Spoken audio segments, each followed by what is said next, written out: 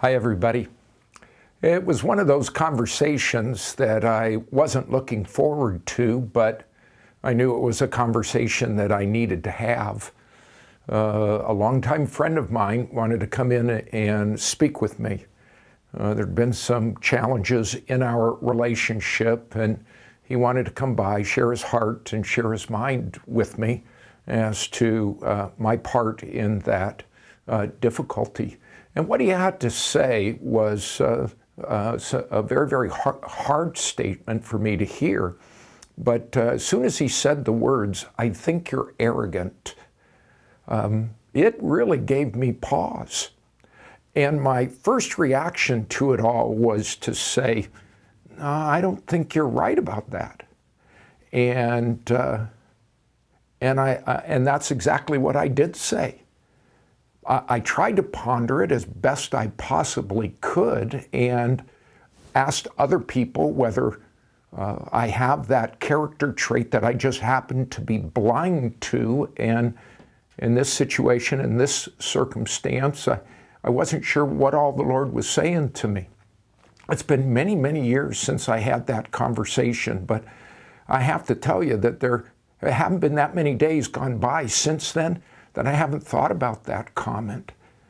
And as I look back on it now, while I don't think that he was correct, I do honestly see that a principle came forth for me that I've tried to live my life by, and I'm wondering if you haven't learned the same principle yet. It's that in most every criticism, there's a little bit of truth.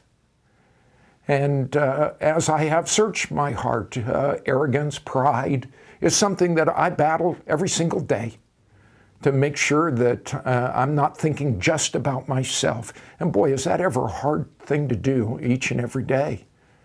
And it's something that I have to ask the Holy Spirit to help me on because it's my natural bent.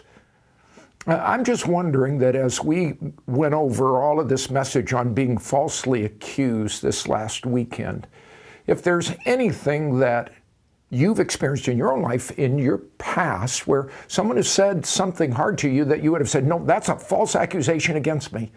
But now looking back on it, there might have been a little bit of truth in it. I thought and think a lot about Proverbs chapter 27 and verse 6. You'll be familiar with it as soon as you hear it. It simply says, "Faithful are the wounds of a friend, but deceitful are the kisses of an enemy." I'd much rather hear the truth from a friend than to be deceived by someone, even if it's a hard truth. And this wound that Jesus experienced, he was falsely accused. No one could ever accuse him of wrongdoing or having some blind spot in his character, but I know that I can't say that, and I know that none of us really can. We're all in this journey together. You've got a lot of questions for your small group interaction about how this wound has appeared in your life and each other's lives, and how we can encourage each other in this to first learn from it, then to address it, feel it, and then entrust it to the Lord, the outline that we followed. There are lots of questions there, but I'm wondering if, looking back, there hasn't been a wound from a faithful friend that you've learned some important lessons from. So I hope that you'll enjoy your time together. So grateful that you're continuing to live by this biblical principle of connecting. And it's my heart's prayer that we'll all continue to grow together as we're honest and we're transparent, that we can be a community filled with grace. That's what the Lord wants us to be. So enjoy your time together, and Lord willing, we'll look forward to being back with you next week.